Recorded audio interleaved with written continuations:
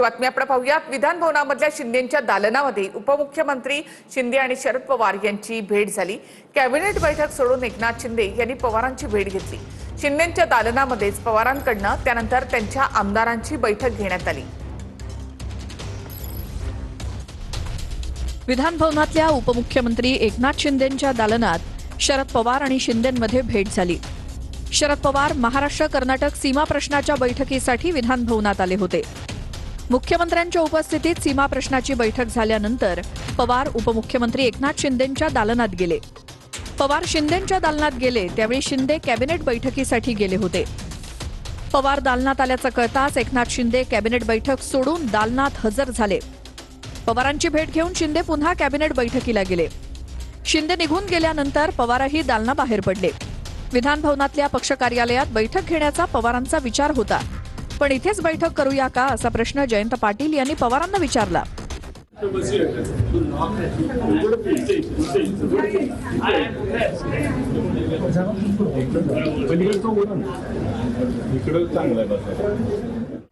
पवारांनी होकार दिल्यानंतर शिंदेंच्या दालनातच पवारांनी पक्षाच्या आमदारांची बैठक घेतली।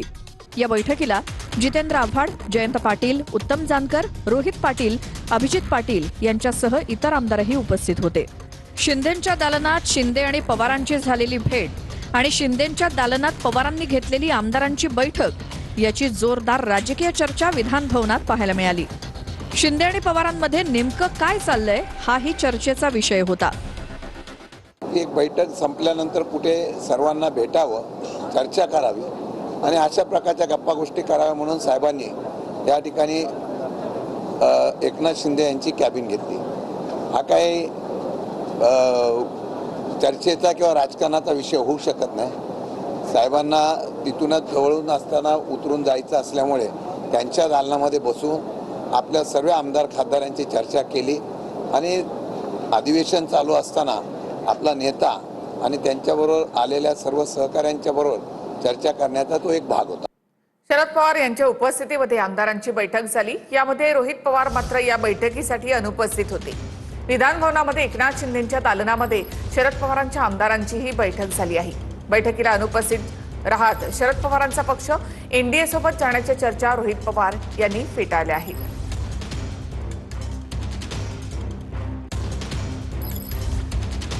पिंपरीच्या मोशी कचरा डेपोजवळ इमारत कोसळली।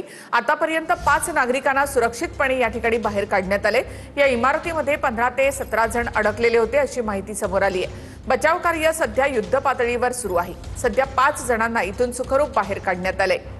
ही थेट दृश्य आपण या ठिकाणी पाहतोय। इमारत कोसळली त्यावेळेला या इमारतीमध्ये काही कामगार काम करत होते, तसंच तिथे कॅन्टीन देखील आहे। यापैकी 17 जण या ढिगाऱ्याखाली अडकलेले होते, त्यातल्या 5 जणांना बाहेर काढण्यात आलेलं आहे। एनडीआरएफ आणि लष्कराला देखील इथे पाचारण करण्यात आलेलं आहे। थेट माहितीसाठी आपण जाऊयात आमचे प्रतिनिधी लक्ष्मण जाधव यांच्याकडून। लक्ष्मण, काय अपडेट? निश्चितच निखिला, जे एक महत्त्वाची अपडेट म्हणावे लागेल, कारण की मोशी कचरा डेपोमध्ये झालेल्या दुर्घटनेमध्ये जवळपास एक 5 तासापासून हे बचाव कार्य सुरू होतं। आता एक मोठी अपडेट समोर येते। आतापर्यंत 5 नागरिक आहेत त्यांना बाहेर काढण्यामध्ये यश आलेलं आहे। सध्या एनडीआरएफचे जवान असतील किंवा इथे या ठिकाणी नागरिक आहेत त्यांनी आनंद व्यक्त केला आहे। बाकी जे अडकलेले नागरिक आहेत त्यांच्यापर्यंत आवाज पोहोचत आहे। जे बाहेर आलेले आहेत नागरिक त्यांनी आता या ठिकाणी सांगण्यात आले की आमच्यापर्यंत आतमध्ये आवाज जो आहे तो बाहेरचा येत आहे। त्यामुळे एक सकारात्मक बाब म्हणावी लागेल। आतमध्ये जे नागरिक अडकलेले आहेत त्यांना बाहेर काढण्याचं युद्ध पातळीवरती एनडीआरएफचे जवान असतील, लष्कर असेल यांच्याकडून खरं तर हे काम जे आहे ते या ठिकाणी सुरू आहे। जवळपास एक 5 तासापासूनचं हे ऑपरेशन म्हणावे लागेल की आपल्याला बाहेर काढण्याचं या ठिकाणी सुरू असलेलं, मात्र आता एक मोठं यश आल्याचं चित्र जे आहे ते आपल्याला या ठिकाणी पाहायला मिळते। जवळपास 5 नागरिक जे आहेत त्यांना बाहेर काढण्यामध्ये यश आलेलं, अगदी हे नागरिक आहेत ते व्यवस्थित आहे। त्यामुळे बाकी सुद्धा जे अडकलेले नागरिक आहेत ते सुस्थितीत असतील अशी आशा जी आहे ती या ठिकाणी व्यक्त केली जाते। मात्र जे अडकलेले नागरिक आहेत ते बाहेर आले, त्यांचं म्हणणं आहे की आमच्यापर्यंत बाहेरचा जो आवाज आहे तो पोहोचत आहे। त्यामुळे आता बाकीचे अडकलेले नागरिक आहेत त्यांना बाहेर काढण्यामध्ये कधीपर्यंत यश येत आहे तेही पाहणं तितकंच महत्त्वाचं ठरणार आहे। मात्र अगदी युद्ध पातळीवरती हे काम सुरू असल्याचं चित्र या ठिकाणी पाहायला मिळते। आतापर्यंत 5 नागरिकांना बाहेर काढण्यामध्ये यश आलेलं आहे आपल्याला या ठिकाणी पाहायला मिळतंय। धन्यवाद लक्ष्मण, एकूणच माहितीबद्दल। तर या ढिगाऱ्यामधून 5 जणांना रेस्क्यू करण्यात आलेलं आहे। आणखी एक महत्त्वाची बातमी, रायगडच्या पाताळगंगा नदीमध्ये 3000 गॅस सिलेंडर वाहून गेल्याची घटना समोर आली आहे। या घटनेचा व्हिडिओ सध्या समोर आलाय। MIDC चावणे पाताळगंगा यामधून परिसरामध्ये काही गॅस भरलेले आणि काही रिकामे असे 3000 गॅस सिलेंडर पाताळगंगा नदीमध्ये वाहून गेले। हे गॅस सिलेंडर ज्या नागरिकांना सापडले असतील त्यांनी तात्काळ HPCL कंपनीकडे जमा करण्याचं आवाहन देखील जिल्हा प्रशासनाकडून करण्यात आलं आहे। तर रायगडच्या पाताळगंगा नदीमध्ये जवळपास 3000 गॅस सिलेंडर अशा प्रकारे वाहून गेलेले आहेत। हे सिलेंडर ज्यांना सापडतील त्यांनी त्वरित कंपनीशी संपर्क साधून ते परत करावेत असं आवाहन नागरिकांना केलं जाते। मात्र ही दृश्य आपण या ठिकाणी पाहतोय, पाण्याचा वेग जास्त आहे आणि त्यामध्ये 3000 गॅस सिलेंडर वाहून गेली आहेत। यामध्ये काही सिलेंडर भरलेली आहेत तर काही रिकामी आहेत।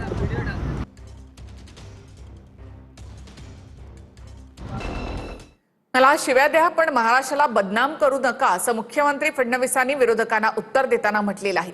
ज्यांना कुत्रं विचारत नाही ते मुख्यमंत्र्यांना शिव्या देतात। महाराष्ट्राची बदनामी करणाऱ्या भाडोत्रींना सोडणार नाही असा इशाराही फडणवीसांनी दिला आहे।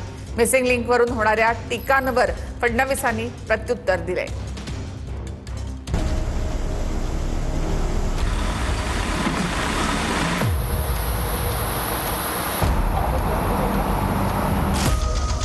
मुंबई पुण्याच्या मिसिंग लिंकच्या गेटवर दरड कोसळल्यानंतर सरकारवर तुटून पडणाऱ्या विरोधकांचा मुख्यमंत्र्यांनी चांगलाच समाचार घेतला। आपण शिव्या प्रूफ असून मला शिव्या द्या पण महाराष्ट्राला बदनाम करू नका असं मुख्यमंत्री म्हणाले। काही लोक ज्यांना तोंडखुरी आहे ते असे सुरू पडले की जणू काही 7000 कोटी पाण्यात गेले। जयंतराव 18 तासामध्ये ट्रॅफिक सुरू झाला। यांच्या थोबाडावर टिचून आणि सवाल हा नाही आहे, अरे देवेंद्र फडणवीसला शिव्या द्या, त्याला सवय आहे, शिव्या प्रूफ आहे मी। पण माझा आक्षेप या गोष्टीला आहे, मला बदनाम करा पण महाराष्ट्राला बदनाम करू नका। सोशल मीडियावरील अर्वाच्य शब्दात टीका करणाऱ्यांनाही मुख्यमंत्र्यांनी कारवाईचा इशारा दिलाय। कुत्र विचारत नाही असे भाडोत्री लोक सोशल मीडियावर महाराष्ट्राची बदनामी करतात अशा शब्दात फडणवीसांनी संताप व्यक्त केलाय। आजमी साहब, हमारे जयंत राव जी ने सही बात कही, जिनको कुत्ता नहीं पहुंचता वो आजकल सोशल मीडिया पर आकर सबको गाली देते हैं, मुख्यमंत्री को भी गाली देते हैं। ऐसे कुछ भाड़े के टट्टे इस मिसिंग लिंक के बारे में भी पैसा ले लेकर सोशल मीडिया पर लिख रहे थे, उनको भी कह देना चाहता हूं, अगर महाराष्ट्र का अपमान करोगे छोड़ूंगा नहीं। मिसिंग लिंकवर दरड कोसळल्याचा हा व्हिडिओ पाहणाऱ्या प्रत्येकाचा थरकाप उडाला आणि त्यानंतर विरोधकांनी सुरक्षा आणि बांधकामावरून सवाल उपस्थित केला। मात्र केबल स्टेट ब्रिजला तसंच आतून बोगद्याला कुठेही नुकसान झालं नाही असं मुख्यमंत्र्यांनी सांगितलंय। दरड वरून कोसळली, वरून आणि वरून कोसळून जो पाण्याची कमान आहे त्या कमानीवर पडली, ती कमानीचा भाग तुटला आणि दरड खाली पडली, ती त्या ठिकाणी मलबा त्याचा तयार झाला। कुठेही केबल स्टेट ब्रिजला क्रॅक नाही, कुठल्याही बोगद्याला अडचण नाही। उलट लोकांनी तर सांगितलं की बोगद्यामध्ये इमर्जन्सीची बटन दाबल्याबरोबर 3 मिनिटांमध्ये क्रेन आमच्याकडे आली। अनेकांनी सांगितलं बोगदा होता म्हणून आम्हाला त्या ठिकाणी आम्ही वाचलो, पण लगेच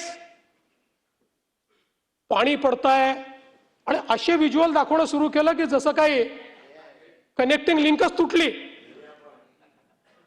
वसई विरार नालासोपाऱ्यामध्ये जनजीवन विस्कळीत झालेलं आहे। वीज पुरवठा ठप्पीत आहे, त्याचबरोबर मोटारी बंद असल्यामुळे पिण्याचं पाणी देखील नाहीये। शहर नियोजनाचे 3 तेरा वाजलेत आणि प्रशासन मात्र ढिम्म आहे असा संताप नागरिकांनी व्यक्त केला आहे।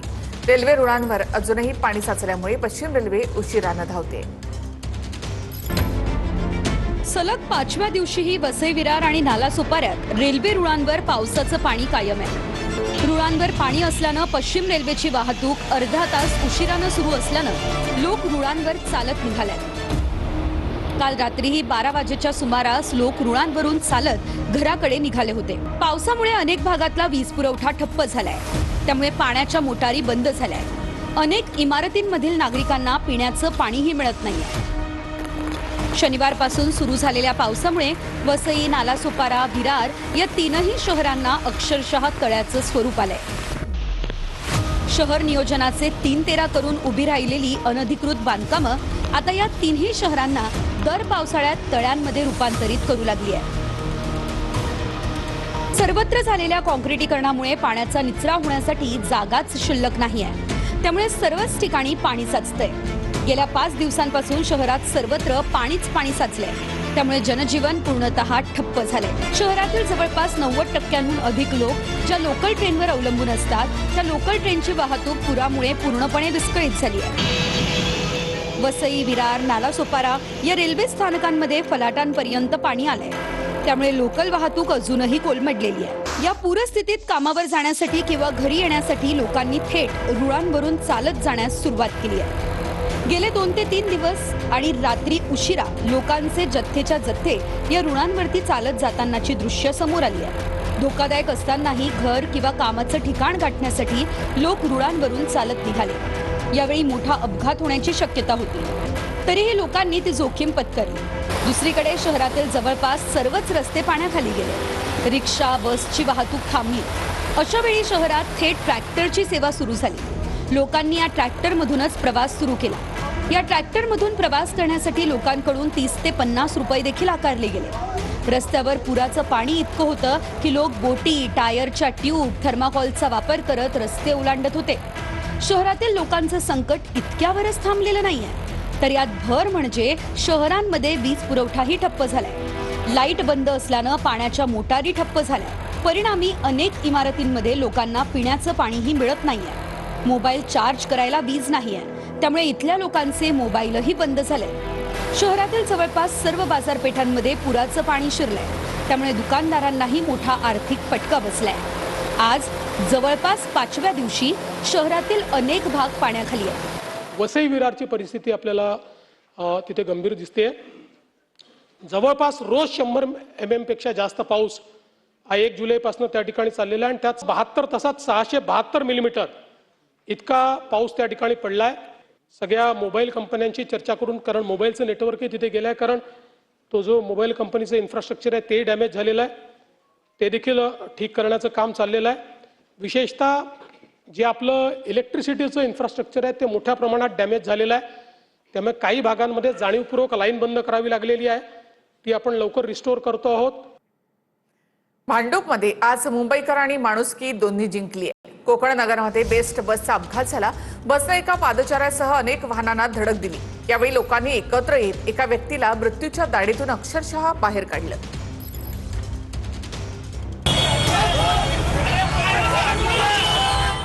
ही दृश्य बघा. एक व्यक्ती बेस्ट बसच्या आणि झाडाच्या मोठ्या कुंडीच्या मध्ये अडकलाय. बस कुंडीमुळे मागे येऊ शकत नाही. तेवढ्यात सर्व लोक त्या व्यक्तीला मृत्यूच्या दाढेतून बाहेर काढण्यासाठी सरसावले. प्रशासन यायला उशीर होत होता. यावेळेस मुंबईकरांनी हिम्मत दाखवली आणि बेस्टच्या या बसला धक्का देऊन पुढे ढकलण्यासाठी सामान्य मुंबईकरांचे हात पुढे सरसावले.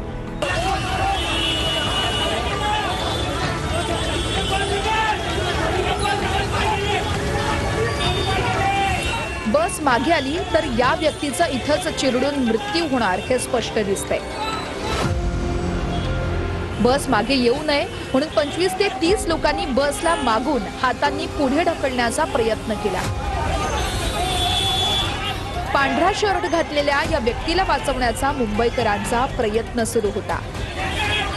बाहेर काढा, त्याला बाहेर काढा असे सारखे लोक ओरडत होते.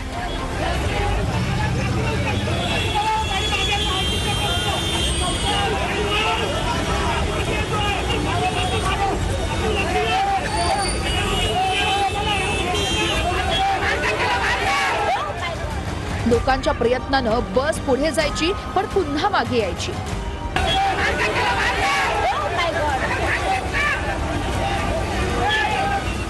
पण मुंबईकरांनी या व्यक्तीला वाचवण्यासाठी प्रयत्नांची शर्थ केली.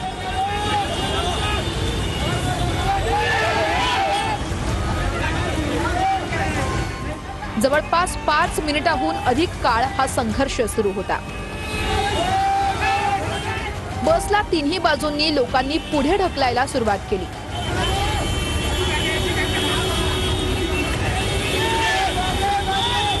बस मागे येऊ नये यासाठी शर्थीचे प्रयत्न आणि शेवटी आगे बढोचा नारा.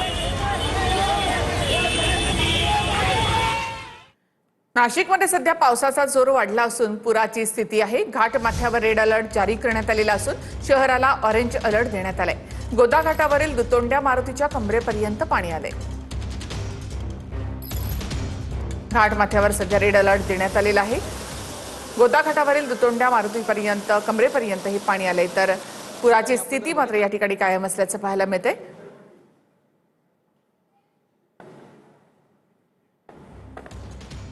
पुण्यामध्ये खडकवासला धरणामधून 27,000 क्युसेक पाण्याचा विसर्ग सुरू झालाय. त्यामुळे पुण्यामधील सखल भाग हा पाण्यामध्ये गेलेला आहे. प्रशासनाकडून नागरिकांना सतर्कतेचा इशारा देण्यात आलाय.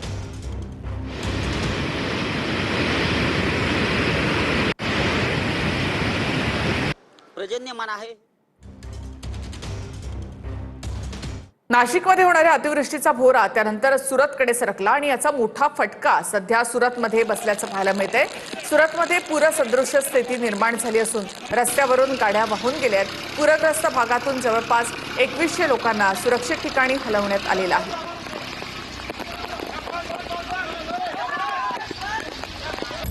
आणि आता महत्त्वाच्या बातम्या आपण पाहूया. खेडजवळच्या बोरघरमध्ये मुंबई गोवा महामार्ग ठप्प. मार्गावरील साचलेल्या पाण्यामधून वाहन चालकांचा जीवघेणा प्रवास. अपघाताची भीती. रत्नागिरीच्या खेडमध्ये मुसळधार पावसाची हजेरी. खेडच्या बोरघर परिसरामध्ये पाताळ नदीला पूर.